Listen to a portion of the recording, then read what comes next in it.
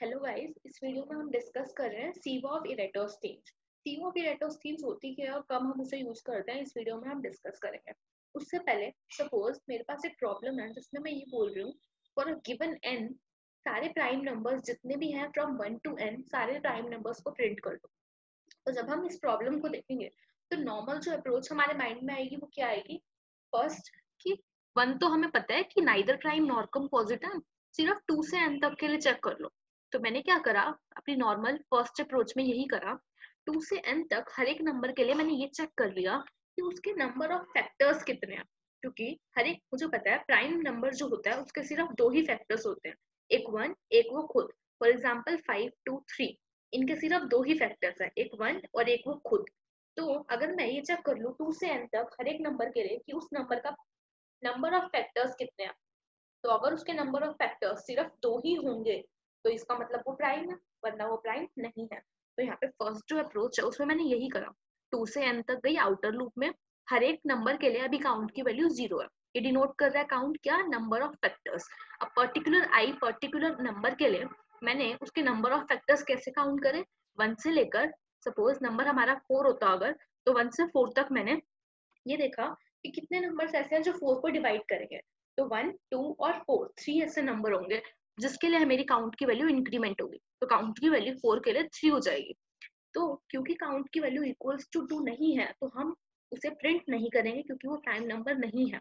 On the other hand अगर suppose I की value 5 हो तो मेरा जो इनर लूप है वो 1 से लेकर 5 तक चलेगा और उसके लिए काउंट की वैल्यू 2 होगी, क्योंकि वो सिर्फ 1 और 5 इन दो वैल्यूज के लिए ही काउंट को इंक्रीमेंट करेगा। और क्योंकि काउंट की वैल्यू इक्वल टू 2 आएगी तो वो 5 को प्रिंट कर देगा। तो ये जो अप्रोच थी हमारी ब्रूट फोर्स अप्रोच, ये सही तो है लेकिन इसका ड्रॉबैक क्या है। इसका ड्रॉबैक ये है कि इसकी कॉम्प्लेक्सिटी n स्क्वायर आएगी, और ये जो अप्रोच है इसीलिए बेटर अप्रोच नहीं है, अच्छी अप्रोच नहीं है। तो हमें थोड़ा सा ऑप्टिमाइज करना चाहिए अपने अप्रोच को। तो मैंने करा नेक्स्ट अप्रोच सोची जिसकी कॉम्प्लेक्सिटी इससे थोड़ी कम हो जाएगी। वो क्या थी, n इंटू रूट एन। ये कैसे आएगी, अब मैंने कहा कि हम फर्स्ट अप्रोच में क्या कर रहे हैं, सपोज कोई नंबर है 5 तो हम उसके सभी फैक्टर्स 1 पे भी जा रहे हैं, 2 पे भी जा रहे हैं, 3 पे भी जा रहे हैं, 4 पे भी जा रहे हैं, 5 पे भी जा रहे हैं। लेकिन एक्चुअल में हमें जब पता चला कि 1 5 का फैक्टर है, तो 1 का जो सपोज 5 अगर नंबर है तो वो 1 अगर उसका फैक्टर है तो 1 इंटू 5 इक्वल्स टू 5 होगा। जैसे अगर 4 होता तो 1 इंटू 4 इक्वल्स टू 4 होगा, 2 इंटू 2 इक्वल्स टू 4 होगा। तो बेसिकली कहना क्या चाह रही हूँ मैं, 4 के लिए हम 1 2 3 4 3 4 तक हमें आगे जाने की जरूरत ही नहीं है। हमें 1 2 पे उसके पता चल चुके हैं कि उसके फैक्टर्स टोटल 3 हैं। कैसे पता चले, 1 पे जब हम गए हमने देखा 1 4 को डिवाइड करेगा, 1 उसका फैक्टर है, साथ ही साथ 1 किसको मल्टीप्लाई करके 4 का फैक्टर है, वो जो दूसरा नंबर 4 खुद है वो भी तो अपने आप का फैक्टर है। सिमिलरली 6 के लिए अगर मैं यही एग्जांपल सोचूं, देखो 6 के लिए हम फर्स्ट अप्रोच में क्या करते हैं, 1 से लेकर 6 तक हर एक नंबर पे जाते हैं और देखते हैं कि कौन कौन 6 को डिवाइड कर रहा है। इसी की वजह से मेरी जो कॉम्प्लेक्सिटी आ रही है वो n स्क्वायर आ रही है। लेकिन हम एक्चुअल में 1 से लेकर 6 तक ट्रेवल करने की जरूरत नहीं है ये चेक करने के लिए कि 6 टाइम है या नहीं। हम सिर्फ 2 तक अगर जाएं तो भी हम पता कर सकते हैं। कैसे, 1 के लिए जैसे मैं गई 6 के लिए मैं 1 पे गई, क्योंकि 1 6 को डिवाइड कर रहा है, काउंट को इंक्रीमेंट कर दिया।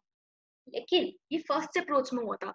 सेकेंड अप्रोच में जैसे ही मैं 6 के लिए 1 पर गई, मैं काउंट को 2 से इंक्रीमेंट करूंगी। क्यों 2 से इंक्रीमेंट करूंगी, क्योंकि 1 अगर 6 का फैक्टर है तो 1 जिस नंबर को मल्टीप्लाई करके 6 आएगा वो दूसरा नंबर भी तो 6 का फैक्टर होगा। तो मैंने अपने काउंट को डायरेक्टली 2 से इंक्रीमेंट कर दिया। सिमिलरली जब मैं 6 के लिए 2 पर चेक करूंगी तो 2 क्योंकि 6 को डिवाइड कर रहा है तो 2 इंटू 3 6 होता है, तो 3 भी 6 का फैक्टर हुआ। तो मैंने अपने काउंट को 1 से ना इंक्रीमेंट करके 2 से इंक्रीमेंट कर दिया। उससे फायदा क्या हुआ, मेरे इनर लूप को मुझे j less than equal to I जैसे फर्स्ट अप्रोच में था वो चलाने की जरूरत नहीं पड़ रही। मैंने उसके 6 के लिए सपोज मुझे कहाँ तक जाने की जरूरत है, सिर्फ मैक्सिमम 2 तक जाने की जरूरत है, क्योंकि 6 के जो फैक्टर्स होते हैं वो कौन कौन से होते हैं, 1 होता है, 2 होता है और 3 होता है और 6 खुद होता है। तो जब 6 के लिए हम 1 पर गए तो हमें 1 मिला और 6 भी मिल गया। 6 के लिए जब मैं 2 पर गई तो मुझे 2 मिला और साथ ही साथ 3 भी मिल गया। तो अब मैं 2 के बाद मुझे दोबारा 3, 4, 5, 6 पर जाने की जरूरत नहीं है। तो ये अप्रोच यहाँ पर यही कर रही है। हम क्या कर रहे हैं, किसी भी नंबर के लिए ये चेक करना है अगर प्राइम है या नहीं, तो हम सिर्फ उसके स्क्वायर रूट तक ही जा रहे हैं। 6 के लिए हम कहाँ तक जाएंगे, j की वैल्यू 3 जैसी ही होगी। 3 into 3 is 9, 9 less than equal to 6, condition false, तो j इक्वल्स टू 2 तक ही जाएगा 6 के लिए। और मैंने यहाँ पर अंडर कंडीशन क्या लगाई है कि अगर j into j equals to i है, सपोज 4 के लिए अगर मैं चेक कर रही होती और j की वैल्यू 2 होती, तो 2 into 2 equals to 4, condition true. तो हमारे फैक्टर्स बेसिकली एक ही था उस केस में, तो मैं उस केस में अपने काउंट को सिर्फ 1 से ही इंक्रीमेंट करूंगी। लेकिन अगर j into j equals to i नहीं है, तो मैं अपने काउंट को इंक्रीमेंट करूंगी 2 से। यहाँ पर मैंने एक चीज जो मिस करी सबसे ऊपर, ये जो इफ एल्स है, ये कौन सी कंडीशन के अंडर आएंगे, तब जब i mod j equals to 0 होगा। तो ये कंडीशन मैं लिखना भूल गई हूँ यहाँ पर, लेकिन ये कंडीशन भी आएगी। ये इफ एल्स उस इफ के अंडर आएंगे, क्योंकि पहले तो वो फैक्टर होना चाहिए ना, तभी हम ये चेक करेंगे कि क्या 2 into 2 इक्वल्स टू 4 है या 2 into 3, मतलब दो अलग फैक्टर्स मिल रहे हैं या दो सेम फैक्टर्स मिल रहे हैं। तो ऐसा करने से हमारी कॉम्प्लेक्सिटी जो है वो थोड़ी कम हो गई, in fact n into root N हो गई। ये थी हमारी ऑप्टिमाइज्ड सोल्यूशन। लेकिन हम इससे भी बेटर कर सकते हैं। उसका सोल्यूशन हमें कहाँ से मिला, सीव से। तो ये बहुत इंपॉर्टेंट एल्गो है, ये काफी क्वेश्चंस में भी हम यूज करते हैं। देखते हैं कि ये एल्गो में इसका इम्प्लीमेंटेशन क्या होता है और ये एग्जीक्यूट कैसे कर रही है, इसका लॉजिक क्या है। तो सीव एल्गोरिथम क्या कहती है कि सपोज अगर मुझे एक पर्टिकुलर n गिवन है और मुझे प्राइम नंबर्स बताने हैं उसके n तक सभी, तो मैंने क्या करा, एक प्राइम बुल इज प्राइम एक एरे बना लिया बुलियन टाइप का। इंटीजर टाइप भी बना सकते हो, सबकी अपनी मर्जी है। तो मैंने क्या करा, उसको इनिशियली हर एक नंबर को ट्रू मार्क कर दिया। ट्रू मार्क करने का क्या मतलब है, मैंने अभी सभी नंबर्स को प्राइम मान लिया और सबको ट्रू मार्क कर दिया। उसके बाद मुझे पता है कि 0 और 1 तो प्राइम होते नहीं है, तो मैंने उनको फॉल्स मार्क कर दिया। उसके बाद मैंने क्या करा, उसके बाद मैंने क्या करा, 2 से लेकर स्क्वायर रूट ऑफ n तक गई और मैंने ये चेक करा कि अगर इस प्राइम एरे में ट्रू रखा हुआ है, इसका मतलब क्या है कि वो नंबर प्राइम है। और मैंने क्या करा, उस प्राइम नंबर के सभी मल्टीपल्स पर जाकर फॉल्स मार्क कर दिया। जैसे सबसे पहला प्राइम नंबर जो मुझे मिला वो कौन सा होगा, 2 होगा। तो मैंने क्या करा, 2 के सभी मल्टीपल्स पर जाकर, मतलब 4, 6, 8, 10, 12 इन सबको फॉल्स मार्क कर दिया। सिमिलरली 3 जब मुझे मिला, तो इसके मल्टीपल्स पर मैं कहाँ से स्टार्ट हुई, 9 से। 9, 12, 15, 18 ऐसे ऐसे करके सब पे फॉल्स मार्क कर दिया। अब आप लोग सोच रहे होंगे 3 के लिए मैं 6 पर क्यों नहीं गई, क्योंकि 6 ऑलरेडी 2 पे मार्क हो चुका है। तो हर एक नंबर के कॉरेस्पॉन्डिंग मैंने उसके स्क्वायर से स्टार्ट करा, क्योंकि उससे पहले वाला जो नंबर होगा, वो जैसे कोई नंबर है 4, हम उसके मल्टीपल्स पर जाकर मार्क करना चाहते हैं। तो 4 into 2, 4 into 3, तो 4 के मल्टीपल्स 2 और 3 से आ रहे हैं, तो वो 2 और 3 के थ्रू मार्क हो चुके होंगे। तो फर्स्ट मल्टीपल यूनिक जो आएगा वो 4 को 4 से ही मल्टीप्लाई करने से आएगा। इसलिए इनर लूप में जब मैं पर्टिकुलर नंबर के मल्टीपल्स को 4 मार्क कर रही हूँ, तो मैं आई स्क्वायर से स्टार्ट कर रही हूँ। तो बेसिकली हुआ क्या, हमने पर्टिकुलर n के लिए 2 से n तक जितने भी नंबर्स थे, हमें ये फाइंड आउट करना था कि प्राइम है या नहीं।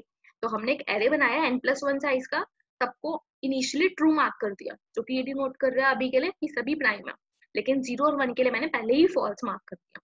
फिर अब मेरा काम क्या है, मैंने 2 से n तक चेक किया, जिस पे नंबर पे मुझे ट्रू मिला है जिस पोजीशन पर, उसके सभी मल्टीपल्स पर जाकर मैंने फॉल्स मार्क कर दिया, टू इंडिकेट कि उसके जो मल्टीपल्स हैं वो तो प्राइम नहीं रहे अब, क्योंकि उसका हमें कोई फैक्टर मिल चुका है विच इज 2। तो प्राइम फैक्टर्स के जो मल्टीपल्स होंगे वो तो प्राइम हो नहीं सकते, इसीलिए उन सब पे फॉल्स जाके मार्क कर दिया।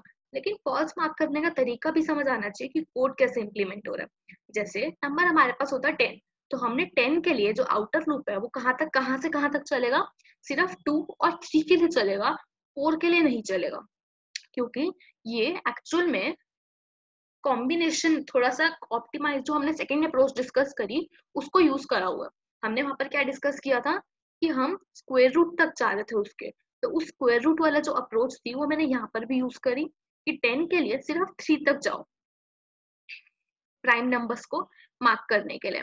तो अगर वहां पर ट्रू मार्क है ऑलरेडी, तो उसके फैक्टर्स पे जाकर फॉल्स कर दो, वरना ट्रू ही रहेगा। जैसे 10 के लिए सपोज 2 और 3 के लिए मैं चेक करती सिर्फ, तो 2 पे भी ट्रू होता है, तो मैं 2 के जो मल्टीपल्स हैं कौन कौन से 4, 6, 8, 10 इन सब पे फॉल्स मार्क हो जाता। सिमिलरली 3 के लिए 9 पे फॉल्स मार्क हो जाता। तो कौन कौन से हमें प्राइम नंबर्स मिलते हैं, 2 से 10 तक 2 मिलता, 3 मिलता, 5 मिलता और 7 मिलता। तो हमें एक्चुअल में सिर्फ उसके स्क्वायर रूट तक जाना है और हमें हमारा प्राइम नंबर मिल जाएगा। अब इस एरे में जहां जहां पे ट्रू रखा हुआ होगा सिर्फ वही numbers at the end prime numbers होंगे। तो ये हमारी सीव ऑफ इरेटोस्थीन्स थी। इसका कोड मैं नेक्स्ट वीडियो में डिस्कस करूंगी, बट अभी के लिए इसका लॉजिक समझना जरूरी था कि सीव क्यों बेटर है। इसकी जो कॉम्प्लेक्सिटी है वो लॉग ऑफ लॉग एन है। कैसे आई उसको इन डेप्थ जाने की जरूरत नहीं है क्योंकि वो थोड़ा लेंथी प्रोसीजर है, हर एक स्टेप बाय स्टेप हमें उसको निकालना पड़ेगा। अभी के लिए इतना मान के चलो कि जो कॉम्प्लेक्सिटी आती है वो लॉग ऑफ लॉग एन आती है, जो कि बहुत ज्यादा कम है in comparison to N square and square N into square root of N. तो इसीलिए हम इस केस में सीव अप्रोच को यूज करते हैं। तो आई होप लॉजिक क्लियर है। सिर्फ एक एरे बनाया n+1 साइज का, इनिशियली सबको ट्रू मार्क कर दिया, फिर मैंने 2 से स्क्वायर रूट ऑफ n तक चलाया आउटर लूप। इनर लूप में जिस जिस पोजीशन पर ट्रू रखा है उन इनर लूप में उनके मल्टीपल्स पर जाकर फॉल्स मार्क कर दिया। एट द एंड दोनों लूप कंप्लीट होने के बाद हमें जो हमारा एरे मिलेगा उसके जिस जिस पोजीशन पर ट्रू रखा होगा सिर्फ वही नंबर्स प्राइम होगा। ये थी हमारी sieve of Eratosthenes. I hope logic clear है। Thank you.